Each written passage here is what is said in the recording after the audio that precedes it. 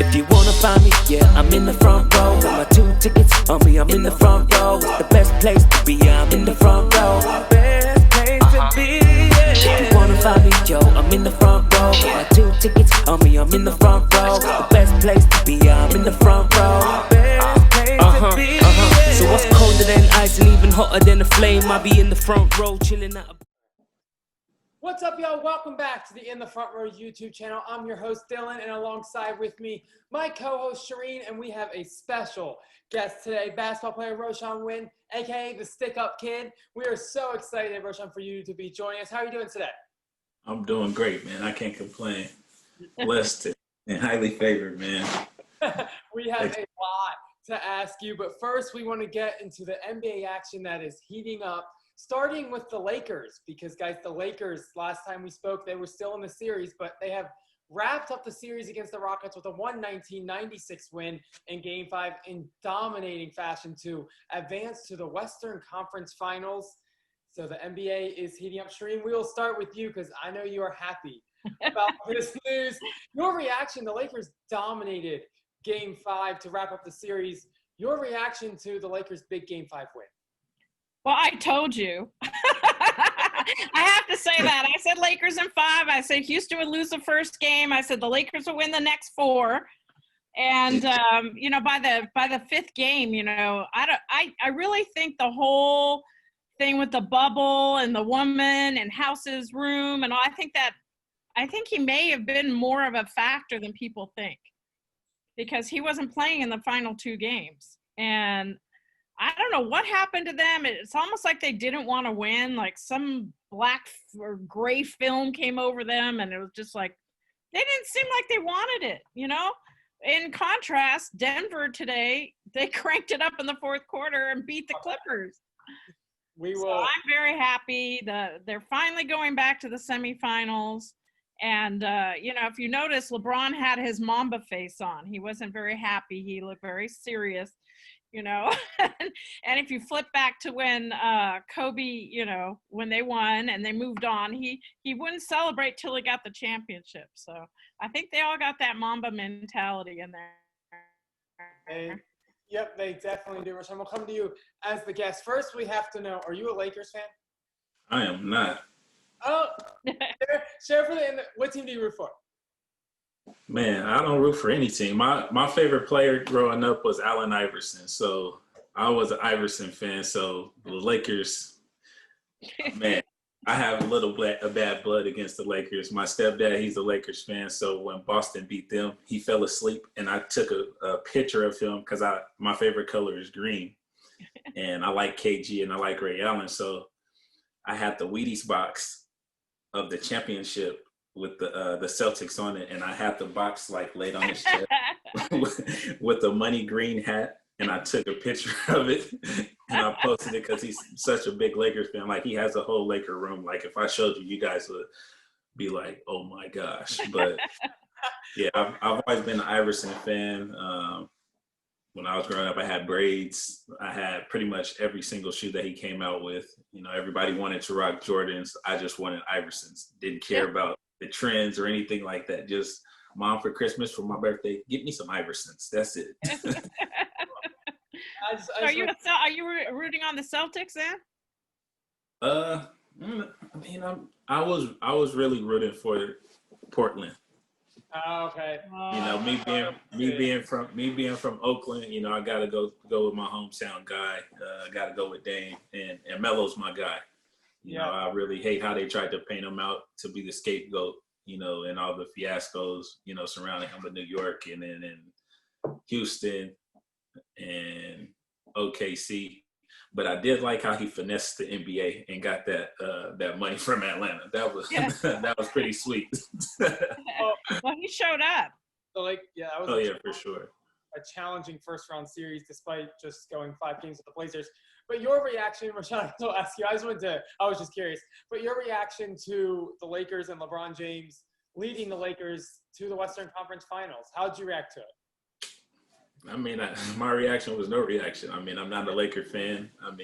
I was rooting for them to lose just so I could rub it in my stepdad's face. But I'm more excited I need the Clippers to win because I really like Kawhi Leonard. Me being a defensive guy, Paul George. I mean, they have all the dogs, and they got my guy Trezzy. So I definitely got to root for the Clippers. So they got to pull it out. I have a really hard time rooting against the Clippers this year because I've interviewed Lou Williams, I've interviewed Zubats, I've interviewed Montrez. It's like right. And I've watched Montrez play, and I'm a big fan of his, so it's been really hard for me. We will dive into the Clippers, guys, but just on the Lakers, it was LeBron James from the start. It was an intense Game 5. He came out very, very ready to go, and I think the Lakers got out to a 13-2 lead in Game 5 and really never looked back to advance to the Western Conference Finals, and people in LA are buzzing just because of the Lakers getting to the Western Conference Finals. And very excited. We want to talk about the other side of the Western Conference semifinals because it is a much more interesting series between the Clippers and the Nuggets. The Clippers, guys, they took a 3-1 series lead, but since then, games 5 and 6 have been interesting. We'll talk about game 6.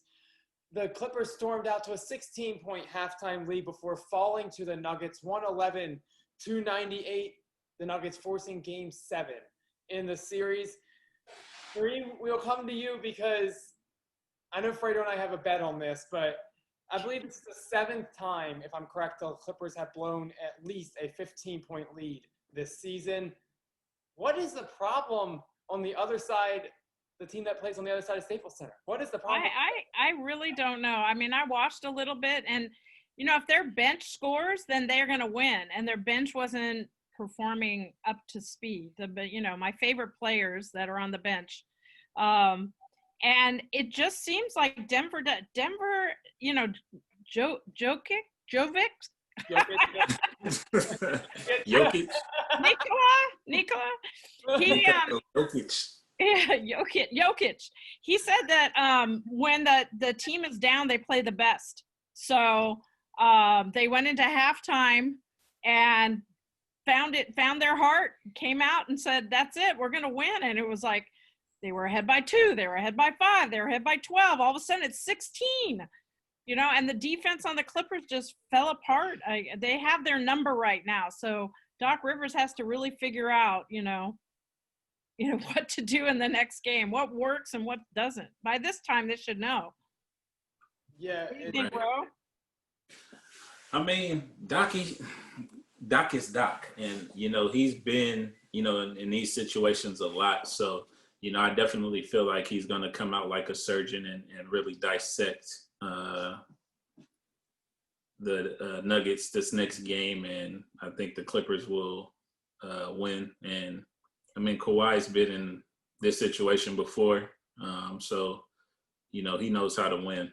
So I'm definitely going to root for the Clippers to pull it out. I mean, it's going to be close. It's going to be a dogfight, but at the end of the day, I'm going to say it's probably going to be 110 to maybe like 104 Clippers. It's going to be a close one. It's going to be a close very, one. Very close game. Well, they're getting their new beautiful arena in Inglewood. So let's live up to that, Clippers. Well, the problem is with the Clippers is they get out to such a big lead, but they don't play a full 4 quarters. And that's been the problem for the past 2 games. They were up 16 at halftime. And when my brother updated me, because I was watching football, but when my brother updated me on the Clippers score, I was like, oh, don't worry. The Nuggets will find a way to call back in the game because that's how it's been all series. The Nuggets outscored the Clippers 34-19 in the 4th quarter to really take a commanding Game 6 win. And the problem is Jokic, the Clippers, I was talking about this with Calvin, one of our hosts in the last show. The Clippers have 3 premier defenders, but they're all guards. You have Paul George, you have Kawhi Leonard, you have Patrick Beverley, who can limit Jamal Murray. And then Jamal Murray actually had a scary injury at one point in the game, but then got back up, luckily, and he was healthy. Let's keep an eye on that. Hopefully no impact in Game 7. But it's just Jokic there's no answer for the Clippers. They can go in the paint. They don't play defense consistently all 4 quarters, despite being an elite defense. And that's the problem with them right now. And I would say that, you know, for Game 7, they just have to play more consistent with more energy throughout the entire game, and they'll be fine. Shreem, what do you think they have to do in Game 7? What adjustments would you say the Clippers have to make? They need the energy, you know, they need the energy. And I think that these are two very smart coaches. And I think Doc Rivers got out-coached a little bit here. They threw them for a loop because the Denver coach pulled out his 2 stars in the fourth quarter. And the announcers are like, what are you doing? Whoa, my gosh, he has a lot of nerve. Well, he switched it. He had something in his back pocket. He was ready to go. I'm going to pull my 2 stars and put this other group out there. And the Clippers are like, what do we do now? And that's when all the scoring started happening. So, you know, I think the Clippers will find it, but yeah, it's embarrassing, you know. I would hope they'd want to win in 6. They did not make me look smart. I said Clippers in 6. Now I got to go 7. And it seems like a broken record at this point. It seems like the 2 things we talk about with the Clippers are their consistency, if they're going to show up for 4 quarters, and their team chemistry. And that's the 2 things that we've been talking about all year on our YouTube channel, even before quarantine when the NBA, before the NBA got halted, there was chemistry issues. They don't know. Kawhi Leonard said they didn't know if they hit their peak yet. They're waiting for the Clippers to hit their peak. And everyone's like, wow, they're going to be scary when they hit their peak. And when they play well, they can outplay anybody in the league. They can be scary. They are a scary team. I don't want to play them in the next round. I don't. They're not consistent, has been their problem all season long. They have stretches where they're playing the best basketball, and then they have stretches where it's just the total opposite. Look, I have the answer. Oh, gosh, yeah. You have to let Lou Williams go back to that strip joint and have his lemon pepper wings. His legs and thighs. Lemon pepper Lou needs to go back to the strip joint, yes. Take the whole team. Right. Definitely. Guys, game 7 is set for Tuesday night. I believe that's when the Eastern Conference Finals is set to take off between the Celtics and the Heat. But Game 7 set for Tuesday night. I know Fredo is very excited. Even though he's not on the show, he texted us pre-show. We should watch it live. We should because he's very excited. We should get on Instagram. Yeah, when the Clippers took a 3-1 series lead, I was pretty confident on the bet I made for him about dinner. And now, guys, I'm not gonna lie, I am a little worried. I'm a little worried for Game 7. They need to pull it out because this bet, it's just pride too. You know, your ego. You have he's to. He's gonna want you to take him to Maestro's or something. Fleming's. Let's hope. Let's go to Chipotle, and he's gonna be like, no. Let's hope the Clippers can pull it out for me, and I'm the one that has to pick, right? Because I think I want the Lakers to play the Clippers and then play the Celtics. That's what I want. All season long. The Lakers aren't making it to they're not making it to the championship. Okay. Oh, Rose, should we have a bet? Maybe Roshun and I should have a bet. Oh yeah, yeah, definitely. We can. We definitely can. To bring you up to speed, Fredo and I, before the series started, bet dinner on the Clippers and the Nuggets because he said he was going with history. The Clippers have never made it out of the second round in their franchise history. Obviously, they have bigger additions now with Kawhi Leonard and Paul George. Right. But we bet dinner on this series, and when it was 3-1, I was excited. And now it's, guys, Game 7. You guys need to have a bet. Well, I guess we see the Lakers and Clippers make first. Dinner. If the Lakers Roshun, dinner. If the Lakers don't make it to the finals, I'm taking you to dinner. Sounds good. Okay. Or if the Lakers do make it to the finals. And vice versa. Yeah, he's taking me out. Another dinner bet here on In the Front Row. Get ready, bud. You're going to be taking me out to dinner. Oh, I'm just saying. Do you remember what happened the last time Kawhi had to play LeBron? Yep. The Heat lost. The Heat choked too. LeBron was on that team. That's true. You know what? I want to gloat just a little bit because I did say that the Heat were going to choke, and they choked. I just want to shout out to Matt Brazzi, who's an assistant coach on that team and a friend of mine, a family friend of mine. And hopefully they make him the head coach. That would be really nice. He was a head coach of the Rio Grande Vipers and won the whole G League championship. So. Oh, nice. We'll see what happens there. An opportunity. Eric Spoelstra is still a terrific coach. I don't think maybe another. He said. Yeah, guys. Oh yeah, the Heat might win this whole thing. Who knows? My brother predicted before quarantine. He joined us for a show once, and he said the Heat were making the Eastern Conference or the finals. And I was Okay. Well, at we that don't point, have a bet with him. at that point, I was like, "You're crazy. There's no way." And guys, they're a series away. They play the Celtics starting Tuesday. I still think the Celtics take that series. And I know I've predicted the Celtics to get out of the Eastern Conference, so I'm confident that they will take that series. The Celtics are another team that consistency can be an issue, but as long as they kick it into high gear, I think they will be fine. I'm putting an early prediction here. I'm picking the Celtics in 6 games. We're gonna have Kimba. He's gonna have to have one of those UConn. He's gonna have to have one of those UConn moments because that's the only way they're gonna win. If he doesn't have big games, it's gonna be bad for the Celtics. Yep, we will see, guys. We are going to take a short break. And Roshun, coming up, you are on the hot seat. We are interviewing you. Not really. We don't put anybody on the hot seat. Come on, Dylan. You are. What's a better phrase for it? Someone help me out here. You are in the spotlight, Roshun. The spotlight. We'll use that. Guys, you're in the front row. Yes, we are putting you in the spotlight, or in the front row spotlight. And so stay tuned, guys.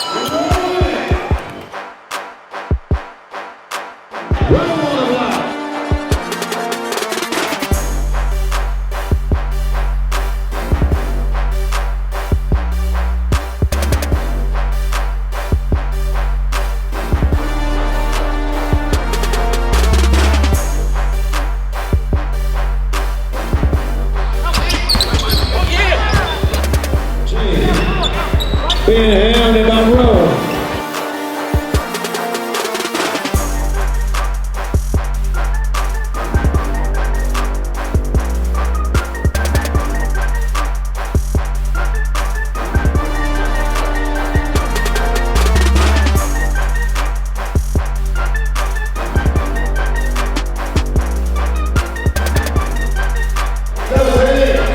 Win.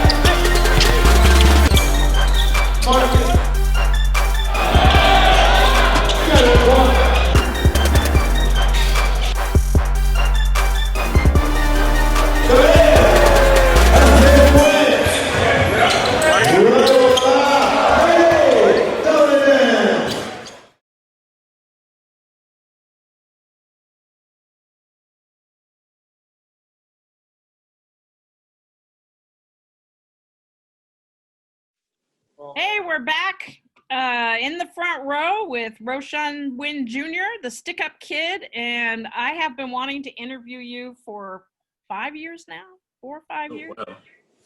Yeah, I've been watching you play in the Drew League for at least 5 years, and if you've been playing for 5 years, but I was a big fan of Birdie's Revenge, and got pretty close to your teammates, Jerry and Henry and Frank Nitti and almost everybody. So it's always fun to watch you play, Ro, and you're a big defensive guy who also is, to me, like a glue player who, dishes the ball to people, and you clean up people's plays. You're always going for the second chance points. That's always my favorite type of player, as Dylan knows. I always like that kind of player. So just to start out, tell us a little bit about yourself. Like, when did you realize that basketball was your first love? Basketball wasn't actually my first love. Oh. It wasn't. So like when I was young, like my mom would tell me stories because I would watch my uncle, he played football. So I actually had like this Nerf football, and like in my apartment when we lived in Vallejo, we had this hallway that went, like when you walk in the door, it's just a long hallway that goes into the living room and like towards our kitchen area. I would run up and down that hallway and I would spike the ball and do like a touchdown dance. So football was actually my first love. I played baseball, but I fell in love with basketball just, watching Michael Jordan, and then, growing up, I was always a shorter kid. So once Allen Iverson came on the scene and he crossed Michael Jordan, I was like, that's my favorite player. Tell us more about that. What is it about Allen Iverson's game that you like? Do you pattern your game after that? I tried to, but I tried to pattern my game after him, but I wanted to, bring my own niche to the game. And, I figured that out at a young age, that my niche was on the defensive side. I mean, I can score.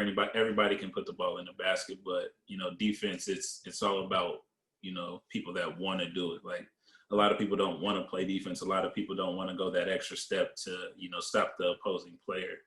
And I feel like if you could play defense, it doesn't matter where you are. You can always stay on the court.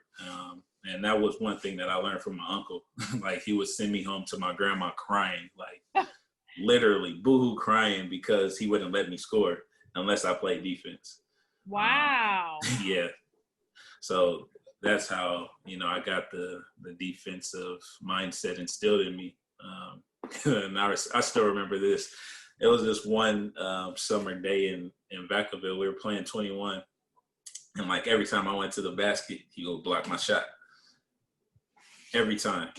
So I took the ball and I ran to my grandma's house and I was crying. She was like, "What's wrong with you?" I was like, "Tyler won't let me score. He won't let me score."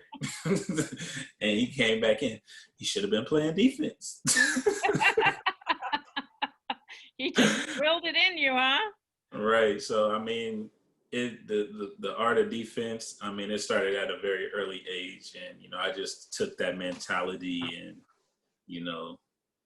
instilled it in, the back of my mind in respects to me playing any sport, whether it was football, baseball, or basketball. And, just over the years, I've always led my team in steals. As a guard, I always was like one of the top people who had the most blocks or the most rebounds as a guard. So, I definitely took a lot of pride in my defense because, regardless if my shot is on or off, that's one thing that I can always control. I can always control my effort. I can always control my hustle. I can always control my defense, because all of that is, how bad do you really want it? Well, and tell us a little bit about your career in college. Like, what teams did you play for? And, like you said, you're a defensive guy. So you told us you led the team, or you led in steals and assists? Yeah. So in high school, in my county, because I went to high school down here in San Diego, even though I'm from Oakland. But, you know, I always let people know because people like to say, oh, he's from San Diego. I am not from San Diego. I lived here, but I'm originally from Oakland. Get that clear. Let's get it clear. I'm originally from Oakland. I went to high school down here in San Diego. I went to a school called Monte Vista High School. There I was the second leading scorer on my team. In my conference, I led the conference in steals, in assists. I was one of the top rebounders as well. Junior year, second team, all conference. Senior year, first team all defense. First team all conference. And I made the All-Star game. From there, I went to Cuyamaca Community College, where I played a year there. Had a couple of games where I could have broke the record, but events transpired where. Let's just call a spade a spade. Your coach pulled you. My coach pulled me. God knows why. My coach pulled me, and I was upset because, you know, I was a couple assists away from breaking the record in assists. I had multiple games where I had 18 and 10, and he would pull me before I could break the assist record, which was 11. Oh, jeez. Yeah. And then I ended up finding out that he told a coach something that wasn't true because he didn't want me to leave after my first year. Oh. But I mean, I knew I was a one and done to begin with, just because I already had a scholarship coming out of school to go somewhere. But I chose not to take it because I just didn't like the environment that I was going to be in. Ended up going to JUCO, a national JUCO in Eastern Oregon called Blue Mountain Community College. There, I believe I was like 15th in scoring. I was first in steals in the conference and fourth in assists. Made the All-Star team there. From there, I ended up going to Cal State East Bay. Our first year, I didn't know we couldn't make our tournament. I was so upset. They didn't tell you that? No. Oh. Had I known, I think I would have chosen a different path. But I'm glad I went there because my first year, I lost my grandmother, and that was everything happens for a reason. So, right. You know, it was perfect that I went there because me and my grandmother, we shared the same birthday. And oh, wow. I was in season on my birthday, and I had been traveling, and she made me a batch of cookies. Aww. And she was like, you need to come pick up your cookies. So one of my teammates was like, come to the homecoming party. I was like, nah, I'll come after I go grab my cookies from my grandma. And yeah. I'm glad I did because, like, literally the next day she passed away. Wow. Yeah. So yeah, that was it was challenging. It was definitely a challenging time, but it was definitely a great decision that I made to go to Cal State East Bay, just because it allowed me to be closer to my family. Yeah, that makes sense. Yeah. Go ahead. All right. So what would you say about the overall college process? What would you say is the most challenging part for you, like, on the court? I mean, the most challenging part is just adapting to different coaches. I would say that would be the most challenging part. You know, and adapting to systems. You know, just coming in as a player, you definitely have to be like water. You have to be able to, you know, fit in and gel in, you know, and, you know, fit the system and play the role that, you know, the team needs you to play in order for you guys to be successful. And I think that was the one thing that I've been able to take with me, and which has, you know, kept me around, you know, so many great situations and people always wanting to play with me because I mean, I don't need to score. If I have to, if I'm put in a position where I need to score, I can do that. But if I'm not the type of player that's going to cry for, not getting the ball, because I can make things happen, on defense where I'll get the ball in my hands, so I just learned to adapt. So I would say that was my biggest takeaway from college. Yeah, and then tell us a little bit about your experience in the Drew League. You have played against and with famous NBA players and held your own. Mm-hmm. You're at that level. Playing on Birdie's Revenge, and now it's it's a new name. Public Enemy. Public Enemy. Those teams, you're playing with NBA players, against NBA players. You've taken on Harden. You've taken on, right? Yeah. All those guys. And Yep. and like a professional, as a professional. So Right. tell us about those experiences, because, I've always been a big fan of yours. And, when things aren't going well, there he is. There he is, getting the steal, throwing the ball up for somebody else to lob it in. You're a very unselfish player. So tell us a little bit about that experience. So actually, my first actual stint in the Drew, it came in during the lockout year. I think it was 2011. That's when Kobe went in, right? Yeah, that was that year. And it was at Washington Park. Right. Not even at the Drew, where it Not is at King Drew. not at King Drew High School. So George was trying to figure out where he knew me from.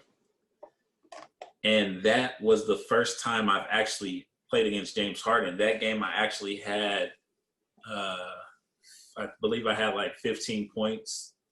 And I had a couple of steals. And, I guarded Harden a couple of times. But he showed why he's in the league getting paid that much, because he dropped 50 on my team. Wow. He's definitely a shooter. Yeah. He dropped 50 on my team. So that was my first stint. And then after that, I had trouble finding a team. So, I was just focusing on doing my G League tryouts, and I actually ended up going over to the Philippines in between that time and did a mission trip and did some work over there. But then when I came back, I ended up working at NBA 2K, and I ran into Frank. Now, when I was at East Bay, Frank went to CSU LA, so we played against each other. Oh, wow. I didn't even think about that. Yeah, so we played against each other in conference. And then when I seen them at 2K, because that was like the day where they brought in like 10 guys for us to play 5-on-5, I was asking him, I was like, yo, like, you playing in the Drew this year? He was like, yeah. I was like, bro, let me get on your team. He was like, all right, man, come down. So I came down, and I initially was on Hank's Bulldogs. Okay.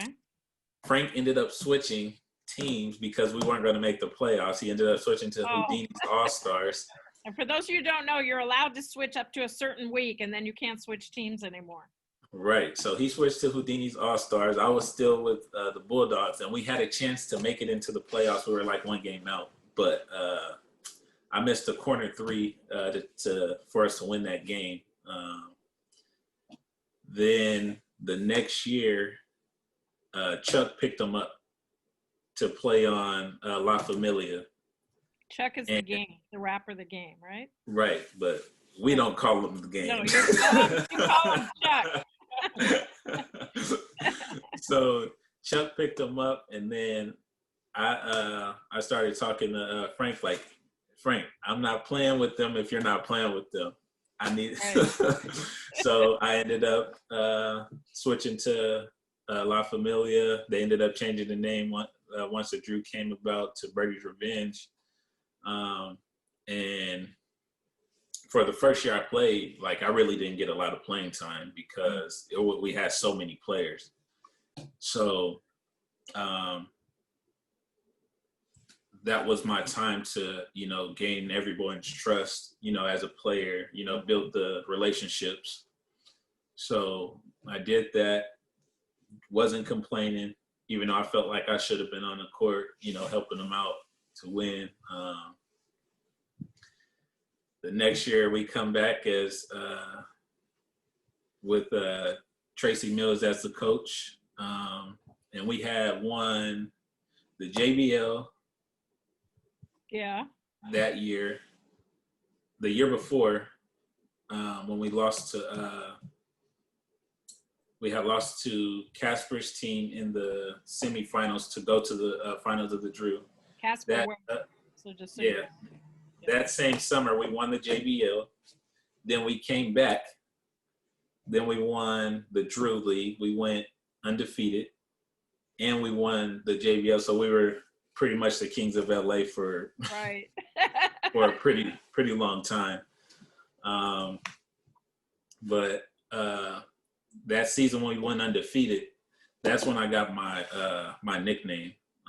George didn't give it to me until the next season when we were crowned champions, and they did the unveiling of our banner.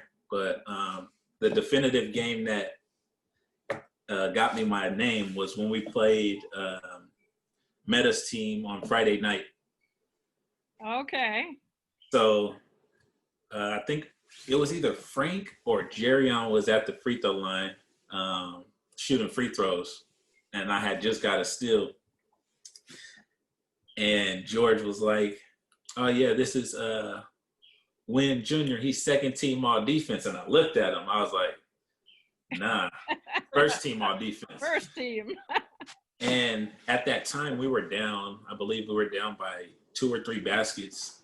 And once he said that, it like flipped the switch in my mind, and I just went into a whole different mode. And I ended up getting like 3 steals in a row. One of the steals, me and Frank, we trapped, and I dove on the ground to get the steal, and I threw Frank the pass, and he got an easy layup. And then we went up, and then after that, that was where the stick-up kid was birthed. Wow. Yeah, tell us more about the nickname, because I'm interested. Because you have merch now, so tell us more about it. So the nickname, is basically a stick-up kid is somebody who robs people. So you robbed the ball. I get it. So, I like to think of myself as a legal stick-up kid because I only do it on the basketball court. I feel like the other team, they don't deserve to have the ball. I believe that, they don't cherish it as much as we do. So, any chance I get, I want to steal it. So, that's why I got the name, the Stick-Up Kid. Did you go tell George that was your new name immediately? So Dylan, No. and for people that don't know, George is the announcer at the Drew League who's been there forever, and he knows everybody's name and everybody's, nickname. Go ahead. How do you find out? So George actually came up with the nickname. Oh, he came up with it. He came up with the nickname. I love it. So initially he wanted, because we were Brady's Revenge, he wanted my nickname to be Death Row. But I was like, wow. No, because Frank is Megadeth. Right. And then you have Death Row, and I was like, he's got 2. He's Megadeth and Nitty. He's got 2 nicknames. Okay. Yeah. So I was like, nah, I don't like that. I don't, just the connotation of, Death Row. And Death So Row I was like, and all that stuff. Yeah. So I was just like, it's a cool nickname, but I need something different. And then once he said the Stick-Up Kid, I was like, yeah, I like that. And then, like, if you go look at my videos on Instagram, like, Life Jennings has a song called Stick-Up Kid. Really? So, yeah. So, like, I use that song, like, in a lot of my videos. Like, you'll hear it playback when I'll get a steal, and it'll go, Stick-Up Kid. So, you're like, that's me. Yep. Yeah. So, I mean, that's how the name came up. And then, from the Stick-Up Kid, I channeled it into the art of defense. And that year, Frank, he became the 2-time MVP. T. Mills got the Coach of the Year, and I should have got the Defensive Player of the Year award. Yeah. And I was pretty much the reason why they started the award. They had a whole little poll, and this is probably one of a very memorable moment because I beat out Meta for the Defensive Player acknowledgement. Yeah, so that's huge. And I was on the court with you guys. That season. I mean, it was like undefeated, and then at the end, it was just. I've never seen a celebration go on that long. It was so much fun. It was, but do you remember the game before? How quiet it was? Yeah. Like that was unheard of. Like I never heard the Drew be that quiet. Yeah, it was really eerie. Like when we beat Cheaters, that was the quietest I have ever heard the Drew. It was because like nobody wanted us to win. Oh, so it was like nobody wanted us to win. It was so crazy. Well, I know that at one point, I think Frank said that they wanted to make Jahan the point guard at 6'10". So I kind of worked when they took the ball out of. Sometimes when they take the ball, you guys take the ball out of the guard's hands. That makes you guys available to shoot. And he started dishing the ball around. People don't know what to do with a 6'10" guy dishing the ball around. Right. But you guys always play like a team, and you get a lot of attention. And I'll never forget the game where you guys went up against, I think it was Harden and Tucker. Oh my gosh. That was the year when they brought the whole Houston Rockets team to beat us so we wouldn't break the record. We would go undefeated. I remember that game. We were 28-0. We were 28-0. We needed one more win to beat Houdini's Problems record. And they brought the whole Clippers team. They brought PJ Tucker. They brought Montrezl Harrell. They had Bobby Brown and James Harden. And I forget the light. Who was the tall light-skinned guy? Was that Austin Day? I think so. I have to go back and look at the tape. Like they brought I was like, what is this? And we still almost won, even though Marcus got kicked out of the game. Yeah, and I think that was part of the issue, right? So if Marcus had stayed in the game. It's Chance Camache. It was Chance Camache. Chance Camache, okay. Yeah, because Chance played for Arizona because they both, I guess one headbutted the other, but they both got tossed. Yeah. He's a 7-footer, actually. Yeah. Yeah. That was it. I was so mad because it was like he was trying to antagonize him to get him out of the game. Yeah, exactly. And I think Frank and Tucker went at it. That was Frank and Tucker and Jay Hen because Jay Hen made him fall. And I remember when Jahan was on Harden and everybody was cheering on Jahan to defend Harden, and then Harden lost the ball. Everybody was like, he was like a champion. Oh my God. Dylan, you missed it. And that was the game where Harden fell and he slid under the basket and it slid right between my legs. And I took it down and he was looking back up at me. Oh, it was like 4 deep. I swear to God, it was 4 deep under the basket. You couldn't get in there. It was crazy. You couldn't get in or out. That's what I missed. I will say I am super excited to get to the Drew League when it returns. Unfortunately, it didn't happen this year, but I am super excited to go down with Srini and Fredo, who usually cover it. You obviously pride yourself on defense. So in the Drew League, you mentioning all these players. I'm just curious, who's the hardest player that you've ever had to guard? That's a toss-up. So I would say that's a toss-up between Harden and Barron. Yeah.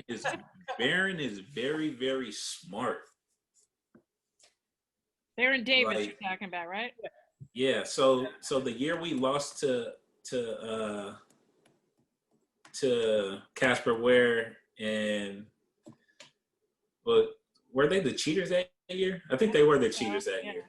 So Baron Davis was on that team and he was coaching, but he had his jersey on. Right, because he likes to go in a little bit. Right, and we were winning, And then he got in that game and changed the whole dynamic of the game. Wow. And we couldn't bounce back from it. And But we ended up losing. You learn a lot from playing in the Drew, though, don't you? Because of all that. Oh, for sure.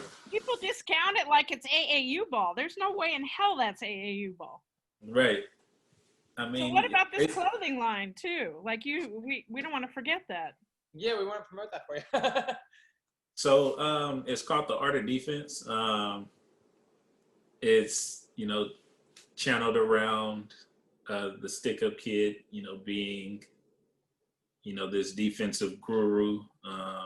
And I also do training out of it. So I teach fundamentals, but, I focus on defense because I feel like that's the lost art in the game. I mean, you go to all these gyms and a lot of these coaches, they're not teaching the fundamentals and they're not teaching kids how to really sit down and what to focus on when they're playing defense. So you don't see a lot of kids that, can really actually play defense. You just see a lot of scoring.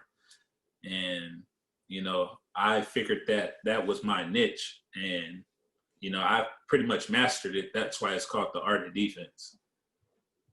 Well, show us your merch. You're going to see you're wearing it. Your favorite color. So this is one of my hats. And this is actually, this is a logo. It was shot by my guy, Monty Images. Yes, Monty. I know Monty. Yeah, that was my guy. This was from the game where we played Problems, the year we went undefeated. And that's when I was guarding AB in the corner. Wow. And I took that picture. I have my guy, JJ Photography. I had him turn it into a silhouette. So I had two of the prominent photographers from the Drew help me create the logo. And I think I'm going to add a little something more to it just to put a more definitive spice on it. But for now, that's the logo. And then I have this really cool writing of Alice in Wonderland. Uh-oh. What happened? There you are. So I have this really cool writing. That is cool. And you have a hashtag with that, right? Yeah. And it's just a hashtag, the Stick Up Kid. Love it. With 2 Ds. Let's not forget that. What was that? Yeah, 2 Ds. Can't forget it. 2 Ds. So what? 2 Ds. And you're on Instagram. You're on. Yeah, I'm on Instagram. My Instagram name is TikTok's blowing up now. The Stick Up Kid. Yeah, I mean my TikTok. I posted a couple of my NBA 2K behind the scenes footage of some work that I did. And like every time I post this one dribbling video with all of the markers shining, it always gets a lot of hits. That's fantastic. So then I just had them send me like a whole bunch of other stuff, like because I've been working with them since 2015. Oh, nice. So pretty much all of the defense on the video game is me. Really? Yeah, it's been me for the last 6 years. So That 16, is 17, great, 18, 19, 20, 21. They incorporated a training facility. I think it was 17. And I did all of the stuff in the training facility. I have a couple of dances in the game. Wow. Well, I want to see that. Where's the dance? I'll pull it up for you guys really quick. I want to see the dances. And the latest thing, he's a Rubik's Cube guy. 4 minutes he solved a Rubik's Cube. I was like, no. It was 40 seconds. 40 seconds, sorry. 40 seconds. Oh my God. I didn't know you were that brilliant. I can't do it in 5 days. This is the dance right here. And that's it on the video game. How cool. The other hidden talents we have to know about? So when I was in high school, I took Spanish, but one thing that they never taught us was how to say the Pledge of Allegiance in Spanish while I was in high school. So when I got into my high school, my Spanish was during the period where we said the Pledge of Allegiance. Okay. So when everyone would say the Pledge of Allegiance, they would be saying it in English, but I would say it in Spanish. And one day my teacher, she looked at me like, how do you know that? And I knew it because when I was in middle school, I had the same thing. And that's when 9/11 happened. So, they were always saying the Pledge of Allegiance, but I had Spanish during that period. So I would So say they the make Pledge you of say it in Allegiance. Spanish. Yeah. So many hate times. That is something that I don't think many people can do. Nope, not at all. And then lastly, what are you doing right now? You're playing for the basketball league? Yes, I got invited to the training camp. Training camp is going to happen in January. So right now I'm just training and making sure my skills stay sharp so that I'm ready when the time comes. That's great. Well, we'll be looking out for you. Yep. Thank you. We could chat all day. We do it to wrap up. At the end of the show, we do something called shout outs, and we shout out whoever we want, whatever you want. It's kind of your 20 or 30 seconds to, say what you want. So Shereen, ladies first, we'll start with you. Where's your shout out going this week? Alex Caruso. Alex Caruso is definitely somebody that helps the Lakers win games. And without that energy, without him getting in there like Roe does and stealing the ball, jumping up high, doing whatever he has to do, I mean, it's contagious. I don't think they can win without that. And there's plenty of games where it's like, oh, the Lakers are going to lose. And then Alex comes in and he's all flying all over the court, So my shout out goes, thank you, Alex. Keep playing like that, please. I think he had in the game 4, he had the winning 3-point shot. So that's my shout out for. Yep. Roshun, do you have a shout out for us? Yeah, I just got a shout out to, all of my family and friends that's been supporting me over the years. Special shout out to one of the dopest, most fashionable coaches, Tracy Mills. Tomorrow's his birthday. Nice. So definitely want to shout out my guy. And shout out to the Drew League and the Guardians of the TBL first year team, and to the Stick Up Kid and the Art of Defense. Look out for the merch. It's coming soon. Yeah, I like it. And it's not just your men's t-shirts either. It's a whole windbreakers. I love it. I love it. All right, Dylan, what's your shout out? Oh, I'm trying to think. Come on. I know. I think my shout out. Not Serena this time, huh? That's where I think I was going. I think I'm going to You go. didn't win, though. Yeah, but I do have to wrap it up. I've shouted out Serena in 2 of our past 3 shows for the U.S. Open this week, and I really believe that she was going to win Grand Slam number 24. It unfortunately did not happen with a loss in the semifinals, but still, she's coming back from being a mother. She's still coming back from some injuries as well, and she still did very well. So I think that's where my shout out is going this week. I guess the whole U.S. Open, because Naomi Osaka won, and the way she went about winning and wearing the mask with a bunch of victims' names on it was very, very impressive. And then she put on the Mamba jersey at the end. Mamba jersey, so she had a great week as well. So I guess just the women's side of the tournament is what I'm shouting out. Aww. Guys, we do have to wrap it up here. Roshun, Shereen, thank you so much for joining me for another YouTube segment here. Watch out for his merch. It's coming soon. The Art of Defense. Thank you for having me. Yeah. You're welcome. Anytime. You're welcome Anytime, back. you're welcome back. Guys, go ahead and subscribe to us at In the Front Row on YouTube and hit that notification bell so you can see these videos first. And follow us on social media at In the Front Row LA so you can keep up to date with everything, articles, videos. We do have to wrap it up, guys. I'm Dylan. We'll see you next time.